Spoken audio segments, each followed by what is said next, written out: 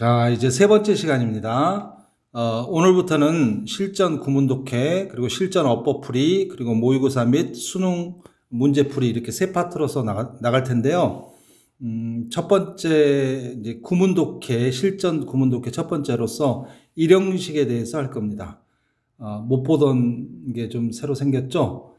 제 첫 번째, 두 번째가 아무것도 없이 그냥 글만 띡 올라와 있어서 제가 너무도 귀히 여기는 분께서 뭐라 그랬죠? 유튜브 대문 그거 하고 이렇게 썸네일을 만들어 주셨어요. 그래서 되게 기분 좋게 시작할 수 있는 수업입니다. 이렇게 됐습니다. 실제 저하고 조금 비슷하다고 그렇게 말을 하는데 잘 모르겠습니다. 저는. 자, 이제 바로 들어갈게요. 구문독해 첫 번째 이제 일형식인데요. 제가 이제 처음에 시작할 때 두 가지 당부사항을 먼저 말씀을 드릴게요. 첫 번째 사항은 똑같이 계속 강조를 할 겁니다. 항상 수업 전에 패드나 이런 태블릿 말고 진짜 노트하고 진짜 펜을 오른쪽에 갖다 놓고 중요한 부분은 잠깐 화면을 멈추시고 필기를 하시기 바랍니다. 여기 이 책은 설명이 아무것도 없습니다. 그냥 문장만 있고요. 저하고 같이 제가 이렇게 일방적으로 계속 좀 설명하는 식이 될 테니까 여러분들이 필기를 반드시 조금 중요한 부분들은 스스로 정리를 하셔야 됩니다.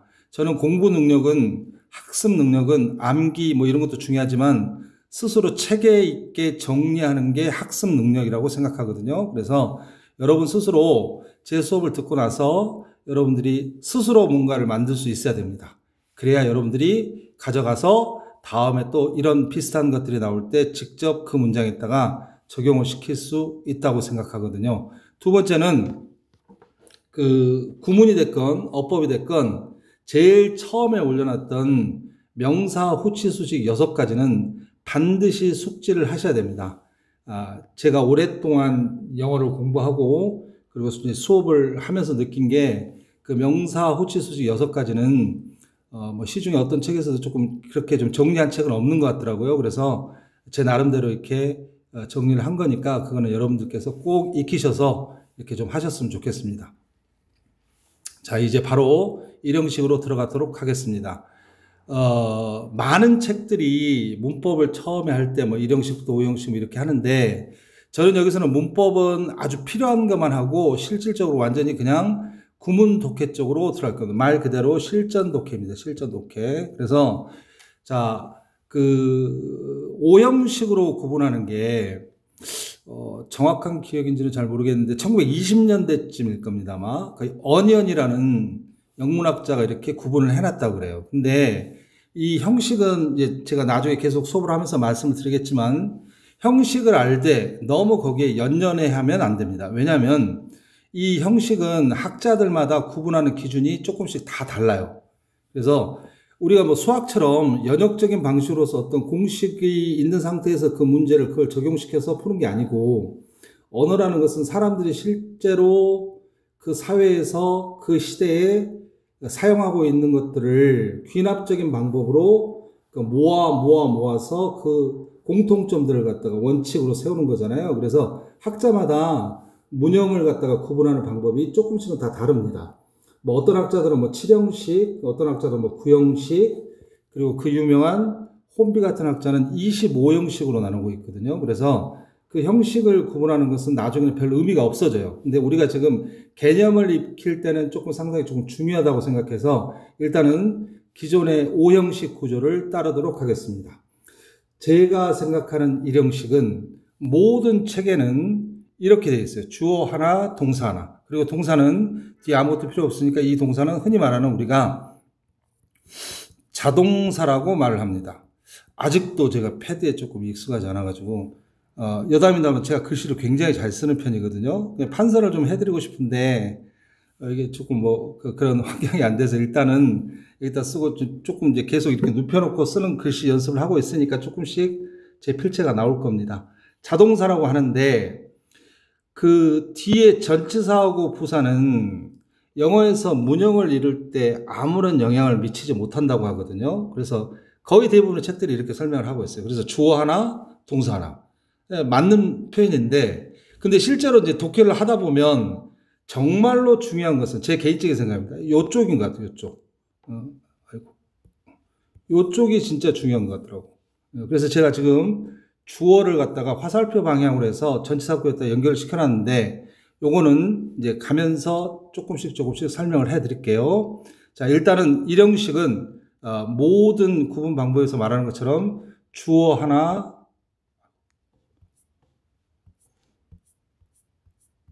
잠시만요.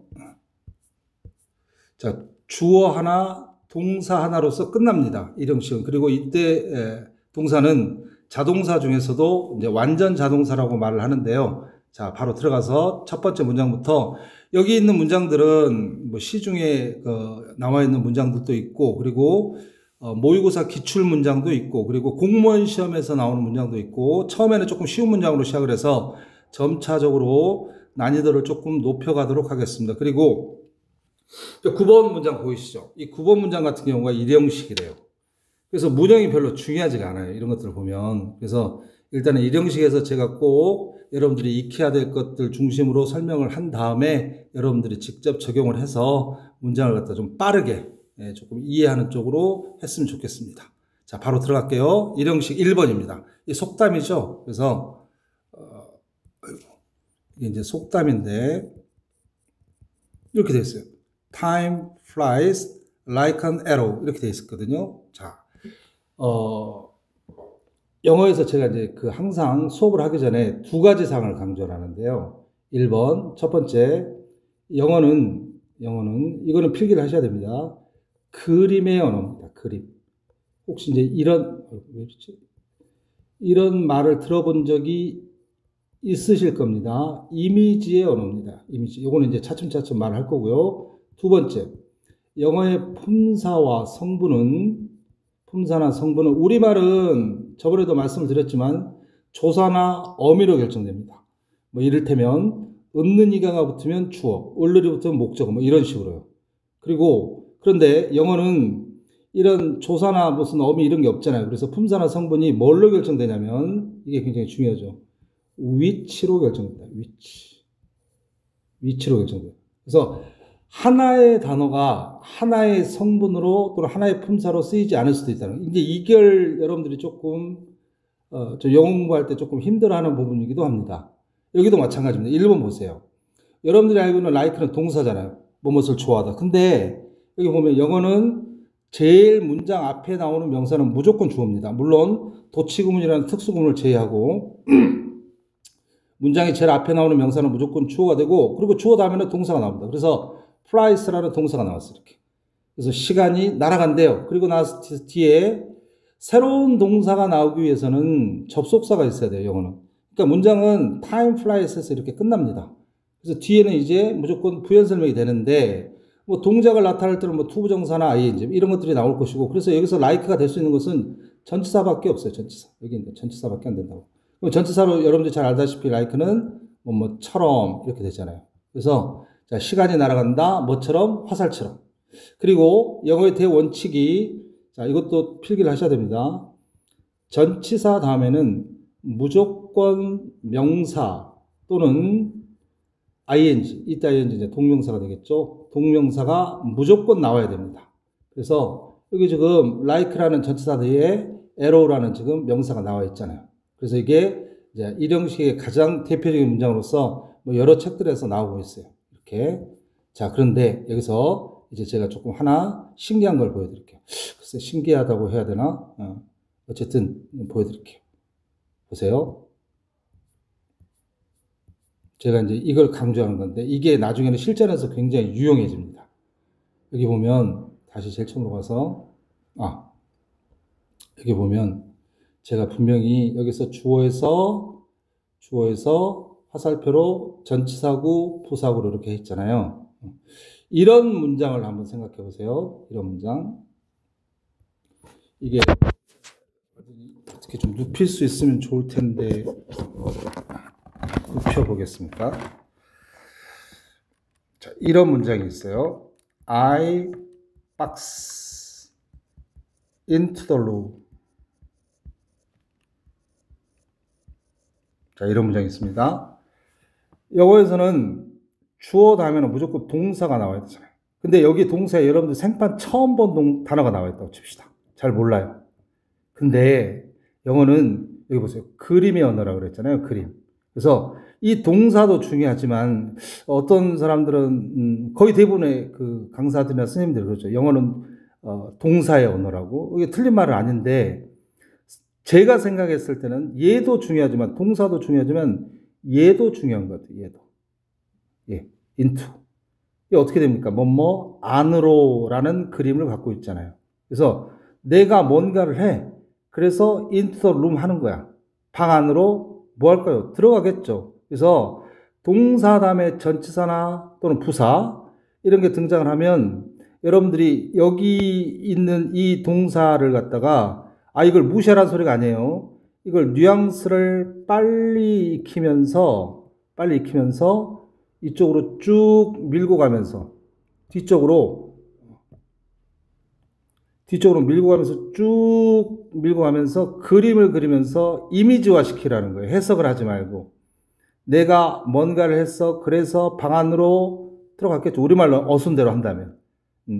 여기도 보면 fly라는 단어 자리에 여러분들이 모르는 단어가 나왔다고 칩시다. 그러면 이렇게 되잖아. 타임이, 시간이 뭔가를 해.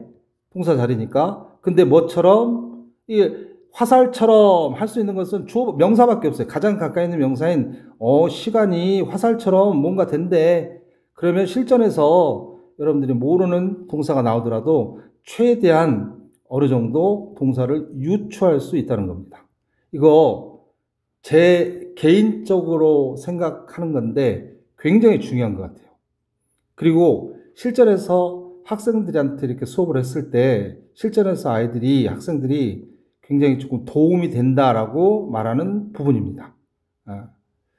뒤에 이제 계속 나오니까 그것도 연습을 할 거고 일단 이 부분을 갖다가 동사를 갖다가 잘 모르는 동사가 나왔을 때는 유추를 해보자는 거. 이거 좀 기억을 하시고 바로 주어에서 전치사나 부사를 한번 날아가 보자라는 거. 물론 여기서 좀 주의를 하셔야 될 전치사가 있습니다. 그게 미리 말씀을 해드릴게요. to하고 from입니다. 요거는 저기 서플리먼트 보충 1번 여기는 아니네. 2번에서 여기 to하고 from을 통해서 설명을 해드리도록 하겠습니다. 자, 다시 돌아와서 되도록이면 시간을 20분 안쪽으로 할 거예요. 그래서 만약에 끊기면 나눠가지고 나머지 부분은 다음 시간에 올리도록 하겠습니다. 20분 안팎 정도로 해서요. 자, 두 번째 보세요. 두 번째는 일단은 이렇게 생각하시면 됩니다. 자, 여러분들이 알고 있는 동사가 나왔습니다. The world is changing. 여기서 change가 자타동사 이런 거 따지지 마세요. change는 뒤에 목적어가 있어야 되는데 영어에서 거의 대부분의 동사, 거의 대부분은 좀 그렇고 많은 동사들이 거의 대부분 자타동사, 겸용동사입니다. 물론 뒤에 반드시 목적어를 필요로 하는 타동사 그리고 반드시 자동사로만 쓰이는 동사들이 있어요. 이제 이런 것들은 문법 문제로 나옵니다. 근데 독해할 때는 그런 거 따지지 말고 뒤에 명사 있으면 목적어 있으면 이제 삼형식에서 말하겠지만 뒤에 어떤 단어 다음에 갑자기 명사가 나오면 이것도 이제 구문독해에서 말했었는데 첫 번째 시간에 어떤 단어 다음에 갑자기 명사가 나오면 얘는 타동사가 될 가능성이 높고 뒤에 명사가 없으면 자동사로 이렇게. 그래서 여기는 문장이 여기서 끝납니다. The world is changing. 세상이 바뀌고 있는 중이야. 뒤에 ly가 들어갔으니까 명사에 ly가 붙으면 품사가 이제 형용사가 되잖아요. 근데 거의 대부분은 이제 형용사에다가 ly를 붙인 부사가 되기 때문에 부정부사가 아닌 한에는 여러분들이 잘 모르겠으면 그냥 버려도 됩니다. 부사들은. ly가 들어간 부사들은. 전제조건이 있습니다. 부정부사가 아닐 때는. 보세요. 세상이 바뀌고 있어요. 뒤에 뭐 빠르게 바뀌건 느리게 바뀌건 바뀐다는 사실 자체에는 변화가 없거든. 그래서 여러분들이 잘 모르는 단어가 나올 때도 제 독해 수업의 기본 원칙은 그런 겁니다. 여러분들이 모든 단어의 뜻을 갖다가 다 알아야 된다는 압박감에서 좀 벗어나시라는 거. 예. 그리고 단어는 계속 이제 가면 갈수록 쌓이니까 처음에는 일단 문장 구조하고 독해하는 방법 중심으로 조금 익히시면 될 겁니다. 됐죠? 2번까지는. 자, 3번은 여기는 이제 따로 조금 이제 파트를 따로 이렇게 해서 밑에 좀 공간을 조금 비워놨는데, 보시면 알겠지만 전부 다 대열로 시작하고 있어요. 대열로. 그리고 공통점은 뒤에 전부 다 뒤에 동사가 나와 있어. 동사가. 그래서 이제 이것도 이제 우리가 문형편에서 일형식으로 취급을 하는데 일종의 도치 구문입니다. 제가 학교 다닐 때는 이 대열을 갖다가 문장이 제일 앞에 나와서 문장을 유도한다고 해서 유도부사라고 그러는데 그 용어 자체는 모르셔도 괜찮고요. 그리고 이때 대열은 해석을 하지 않습니다. 자, 결론적으로 미리 먼저 말씀을 드릴게요. 대열이 문장이 제일 앞에 나옵니다. 대열이 문장이 제일 앞에 나오고요. 그 다음에 뒤에 자 동사가 나옵니다. 동사. 그러면 무조건입니다. 무조건. 이게 뭐 비동사가 됐건 그리고 동사가 나올 때는 자동사밖에 못 옵니다. 타동사인 경우는 주어하고 목적어 동시에 나와야 되기 때문에 조금 애매하니까 대열 다음에 동사가 나오면 여러분들이 이렇게 생각하시면 돼요. 무조건 자동사다. 무조건 자동사. VI는 이것도 말씀을 해드려야 되겠구나. VI는 자동사입니다. 목적어가 필요 없는 자동사.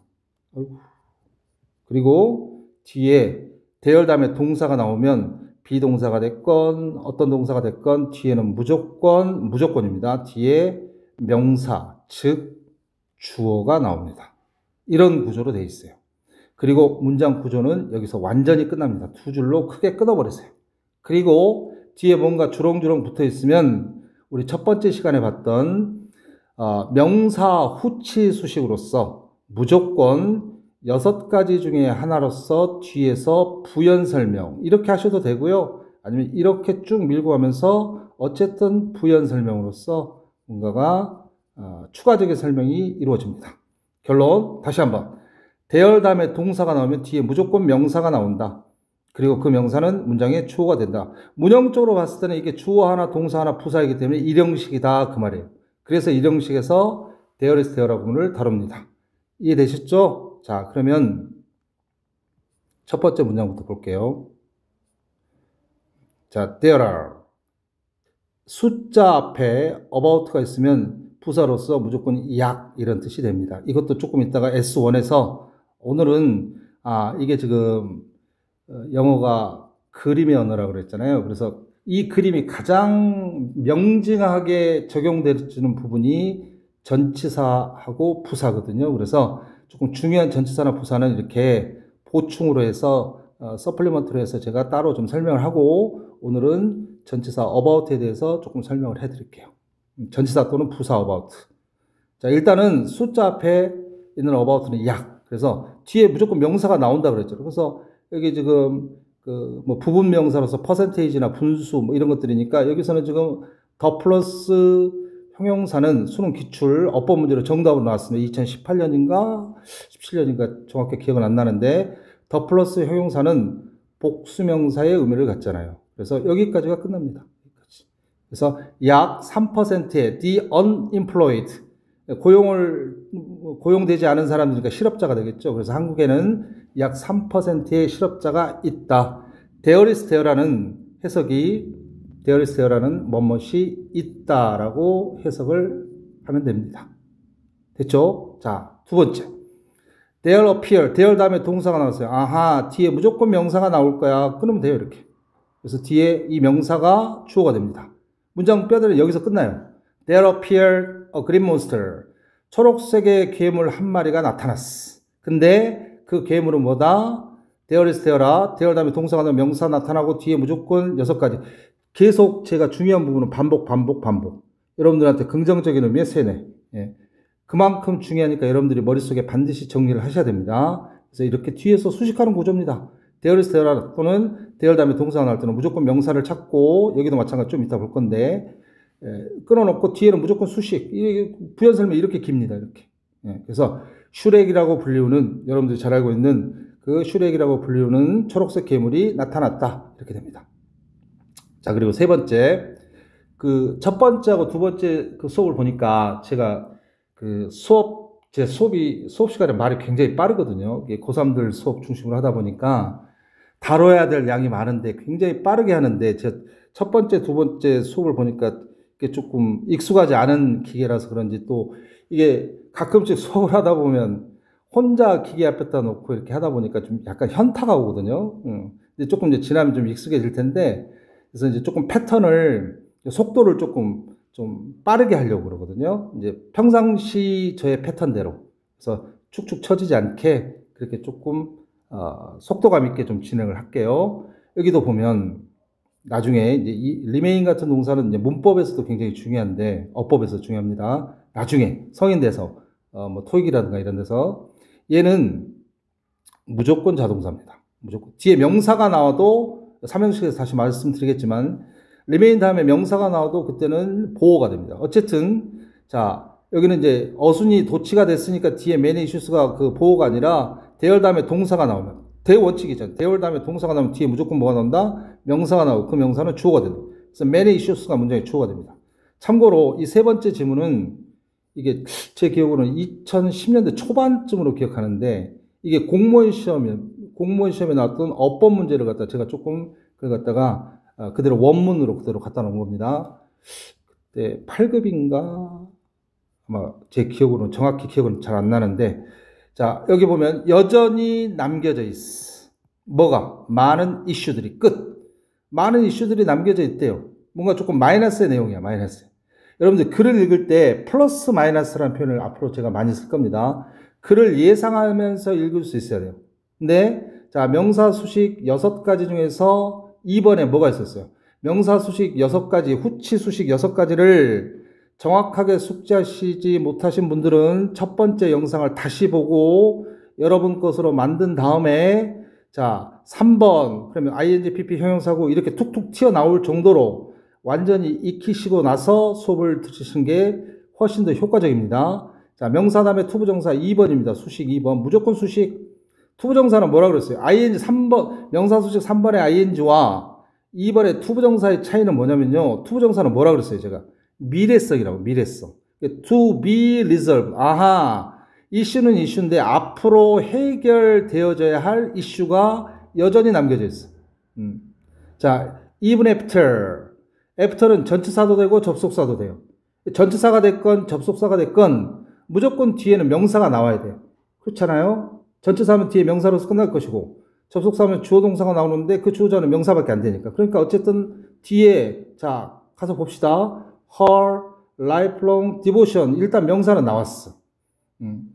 devote A to B 구조가 돼서 devote라는 동사가 품사가 명사로 바뀌어도 전치사는 무조건 to가 따라다녀 이렇게. 그러니까 여기는 명사하고 명사를 연결시킬 때는 무조건 전치사가 들어가고 자, 좀 전에도 여기서 말했지만 1번 그 3번 첫 번째에서 the unemployed라는 더 플러스 형용사는 복수명사잖아요. 여기도 the poor and the helpless. 왜? 전치사는 무조건 명사가 나와야 돼요. 여기까지 끊으세요. 자, 전치사 다음에 명사가 어디까지 끊어지는지를 잘 모르시겠으면 다른 새로운 전치사 앞에서 끊으시면 돼요. 이렇게. 그러니까 의미 조금 여러분들 이해할 때 리스크를 좀 줄일 수가 있어. 리스크를 줄인다는 것은 중간에 하나가 이해가 안 되더라도 다음으로 빨리 넘어가면 되니까. 이해하셨죠? 여기 보면 여전히 많은 이슈들이 남겨져 있어. 근데 그 이슈는 앞으로 해결해야 돼. 심지어 뭘 한 후에도 그녀가 일생일대에서 오랫동안 헌신한 후에도 얘는 뒤에 좀 동사가 없으니까 전치사네. 근데 헌신을 했는데 누구한테 헌신을 했어? 가난한 사람들과 무기력한 사람들. 어디에서? 여기도 마찬가지. 전치사가 나왔으니까 뒤에 무조건 명사를 찾아야 돼요. this obscure 몰라도 상관없어요. 처음에는. 인에 걸리는 명사로 무조건 build this 요거밖에 안 되니까. 그래서 이 마을에서 이렇게 되잖아요. obscure는 나중에 찾아보면 돼요. 나중에. 다시 한번 강조합니다. 모든 단어를 알아야 된다는 압박감에서 벗어나셔야 돼요. 그래야 영어가 재밌어집니다. 여러분들이 영어를 외울 것으로 물론 언어니까 암기를 해야 되는 것들이 있어요. 근데 외워야 할 언어로 이렇게 받아들이게 되면 정말로 영어가 피곤해지고 짜증납니다. 그러니까 일단은 독해 원칙들이라든가 이런 것들을 머릿속에 구조라든가 먼저 하시고 나서 단어는 계속 늘어나 이런 자신감을 가지시고 접근하셨으면 좋겠어요. 아이고야 시간이 이렇게 빨리 가네. 4, 5, 6, 7, 8, 9 할 게 엄청 많은데 일단 5번 정도까지는 할게요. 그리고 나머지는 또 다음 시간에 쪼개서 좀 올리도록 할게요. 4번. 이것도 역시 속담입니다. 이거는 이제 개별 동사 쪽인데, 일단 동사 다음에 전치사가 나왔으면, 물론 이제 구동사 같은 것도 있습니다. 뭐, refer to 같은 경우에. 그런 경우를 제외하고, 구동사도 앞으로 이제 익숙해집니다. 그러니까 너무 걱정하시지 마시고, 자, 이것은 동사 다음에 전치사 나왔으니까 일단은 우리가 알고 있는 일형식인데, 나중에는 이런 거 필요 없습니다. 일형식인지 이형식인지 그런 거. 자, 정직함은, 우리가 알고 있는 pay는 지불하다야. 우리말로는 지불하다하고, 지불받다가 어마어마한 차이야. 근데 영어에서는 pay라는 동사는 뭔가 그림이다 보니까 하다, 뭐, 받다, 이게 중요한 게 아니라 지불이라는 어떤 그림이 훨씬 더 중요해. 그럼 말을 만들면 돼요. 이제 우리말식으로. 이게 이제 처음에 저도 영어 공부를 할 때 이런 식으로 했다고. 인디엔드는 여러분들이 이해가 되잖아. 결국에 가서, 끝에 가서는. 정직함이라는 것은 끝에 가서는 결국에는 뭔가가 이렇게 된대요. 그럼 어떻게 될까? 정직함이 뭔가를 지불을 해준대요. 뭔가를. 목적어가, 뭐가 pay for 다음에 뭐가 좀 생략되어 있는 것 같은데? 그래서, pay가, 자, 완전 자동사로 쓰이면 또는 뒤에 off가 붙어도 마찬가지입니다. 이 pay off 정도는 하나 좀 기억을 해주세요. 그러면, 자, 이익이 되다. 이건 개별 동사 쪽이니까, 이익이 되다. 또는 조금 이제 문학적인 표현인데, 수지가 맞다라는 표현으로서 우리말로는 이렇게 이해가 됩니다. 예. 이해하셨죠? 뒤에 목적어가 없으면 수동의 의미로 보든가 아니면 목적어를 강제로 하나 만들어가지고 우리말하고 자꾸 한번 연결을 시키려는 훈련을 해보세요. 그러면 그게 이제 여러분들이 자연스럽게 그 단어가 갖고 있는 그림이 여러분들한테 완성이 돼갑니다. 이거는 연습밖에 없어요. 연습밖에. 정직함은 결국에 가서는, 끝에 가서는 자, 뭔가를 지불을 해줘. 그래서 이익이 될 것이다. 이런 의미. 자, 5번. 이제 개별적으로 1형식부터 5형식을 보고, 그리고 이제 그 어니언식의 5형식에서 벗어나는 것들을 따로 한 파트를 볼 것이고, 그리고 나서 이제 중요 구문들을 또 구문 시간에 할 겁니다. 자, 먼저 미리 말씀을 드릴게요. 문장의 앞대가리가 ing로 시작하면요, 둘 중에 하나입니다. 둘 중에 하나. 뒤에, 자, 동사가 나옵니다. 동사가 나와. 뒤에 동사가 안 나옵니다. 그리고 컴마가 나옵니다. 그리고 주어 동사가 나옵니다. 이렇게 거의 대부분 두 가지 중에 하나입니다. 물론 ing가 명사를 수식해서 현재 분사 형용사로서 그런 경우는 일단 빼놓고요. 자, 첫 번째 경우와 두 번째 경우, 이 두 가지가 크게 이렇게 구분할 수 있는데, 첫 번째는 구문 시간이니까 동사 앞에 나왔으니까 당연히 이쪽 자는 주어가 되겠죠. 그래서 이때는 동명사주로서 뭐뭐 하는 것, 이렇게 될 것이고, 이때는 이제 동명사가 될 겁니다. 이런 것들을 조금 알고 있으신 분들은 당연히 이건 많이 알려진 거니까 그냥 넘어가셔도 되고, 처음 들어본 개념이고 또 공부를 처음 시작하는 뭐 중학생이라든가 그리고 좀 기초가 약하신 분들은 적어서 여러분들이 익히세요. 나올 때 직접 적용을 시키셔야 돼요. 수학은 공식을 외우고 문제풀이가 있잖아요. 근데 영어는 연습 문제가 없어. 그러면 실전에서 나오는 문장이 연습 문제가 돼야 돼. 이걸 일종의 공식으로서 여러분들이 익히신 다음에. 두 번째는 이제 나중에 이제 분사구문할 때 말씀을 드리겠지만, 이 문장이 원래 이쪽이 절의 형태였어. 근데 접속사가 없어지면서 조동사가 없어져야 되니까 원래 동사였던 녀석이 이렇게 ing 형태로 바뀌면서 분사구문이 됩니다. 분사구문은 5가지 중에 하나로서 해석이 되는데 거의 대부분 그냥 뭐뭐 하면서, 전라도 말로는 뭐뭐 함시롱, 뭐뭐 하면서 이렇게 동시동작으로 주어가 이 동작을 하는 거, 이렇게 받아들이시면 돼요. 자, 근데 동명사하고 분사구문의 빈도는 거의 비슷하게 나옵니다. 거의 비슷하게 나옵니다. 오늘은 5번 정도까지 마무리를 할게요. ing가 나왔으니까 나온 김에 투부정사도 정리를 해드릴게요. 투부정사가 문장의 제일 앞에 나왔을 때, 여기는 지금 문 뒤에 나왔을 때입니다. 눕혀놓고 쓰니까 조금 글씨가 나오네요. 자, 투부정사는 이렇게 됩니다. to are, 뒤에 역시 마찬가지로 뒤에 동사가 나옵니다. 1번, 2번, to are, 투부정사가 나오는데 뒤에 동사가 안 나옵니다. 자, 투부정사 같은 경우는 컴마가 나올 수도 있고 안 나올 수도 있어요. 분사구문 같은 경우는 99% 이상 컴마가 나옵니다. 그리고 뒤에 주어 동사. 구조가 똑같죠? 제가 이제 공부를 할 때는 자꾸 이제 제 경험을 말씀을 드리는데, 이제 수업을 조금 이제 오랫동안 하다 보면, 저는 이걸 5년 잡고 있거든요. 조금 5년 동안 해야 되는 사정이 있어요. 그래서 5년 동안 꾸준히 할 건데, 나중에는 이제 제가 어떤 사람인지 조금 이제 제 프로필이라든가 양력들이 조금 나올 텐데, 제가 공부를 할 때, 저 같은 경우는 이렇게 정리를 했어요. 비교할 수 있는 것들은 비교를 하고, 영어뿐만이 아니라 모든 과목을 머릿속에 어떤 방들을 만들어 놓고, 중요한 것들은 거기다가 집어넣고, 예외가 되는 것들은 이런 거죠. 방에다가 중요한 거 집어넣고, 여기서 뭔가 예외적인 것들이 되면 여기 조그만 방을 만들어서 거기에다가 추가적으로 첨가를 시키고, 여기서 또 추가시켜야 될 사항이 있으면 조그만 방을 만들어서 머릿속에 이렇게 한다는 겁니다. 이게 됩니다. 그리고 필요할 때마다 하나씩 꺼내 쓰면 돼요. 그럼 필요할 때마다 하나씩 꺼내 쓸 정도가 되려면 완전히 여러분 것으로 숙지가 돼야 돼요. 이것도 하나의, 지금 여기서 제가 말씀드리는 ing나 투부정사 이런 것들을 머릿속에서 꺼낼 정도가 되려면 완전히 숙지를 시키셔야 됩니다.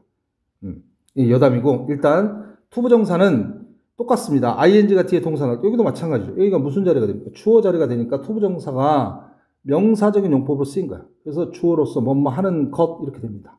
그때는 이제 투부정사가 명사로 쓰인 것이고, 여기는 진짜 하고 싶은 말은 영어에서 모든 문장의 주어 동사는 원칙적으로 하나씩, 이쪽이 주절이 되겠죠. 그러면 투부정사가 단독적으로 쓸 때는 독립부정사구라는 특수한 표현을 빼놓고는 거의 대부분, 여러분이 잘 알다시피 투부정사의 가장 대표적인 부사적인 용법이 뭐뭐 하기 위하여 라고 이해를 하시면 돼요. 이렇게. 자, 5번 보세요. understanding, 타동사인 경우는 ing가 됐건 투부정사가 됐건 동사가 됐건 뒤에 무조건 명사가 나옵니다. 달리 말하면 어떤 단어 다음에 갑자기 명사가 나오면 앞에 있는 동사는 타동사입니다. 타동사에 이게 지금 현재 분사가 될지 동명사가 될지는 뒤에 보니까 lie라는 동사가 나왔어. 그러니까 이때는 이제 동명사 주어가 되겠죠. 소비자의 행동을 이해한다는 것은 lie라는 동사 위로 잠깐만 올라가 볼까요? 여기 보세요. 동사의 아까 좀 뉘앙스만 느끼면 돼요. 뉘앙스만. 그래서 lie 엎어져 있네. 여러분들은 lie라는 동사를 전부 다 눕다로 외웠을걸요. 그렇죠? 있다에 있다. 전치사 at이 중요하다고. 이렇게. 이것을 이해하는 것이 어떤 상태에 있더라. 이렇게. 동사는 뉘앙스만 느끼고 s로 바로 넘어가면, s는 한 점의 그림을 나타내는 전치사입니다. 시간적인 개념이 될 수도 있고, 그리고 공간적인 개념이 될 수도 있고. 그래서 여기 이거 이제 좀 지울게요.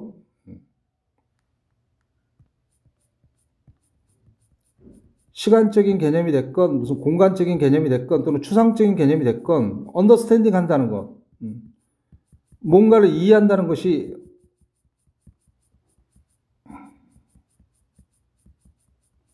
이렇게 하면 되는구나.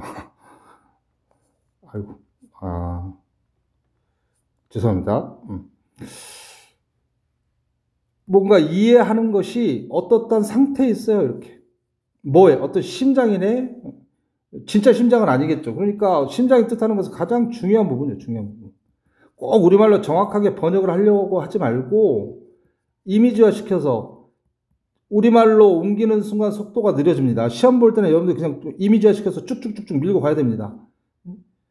저는 이제 수업을 하니까 한국말로 이렇게 옮기고 있지만서도 여러분들이 그런 훈련들을 계속 해야 됩니다. 전치사가 나왔으니까 뒤에 명사가 나오겠죠. strategy라는 명사.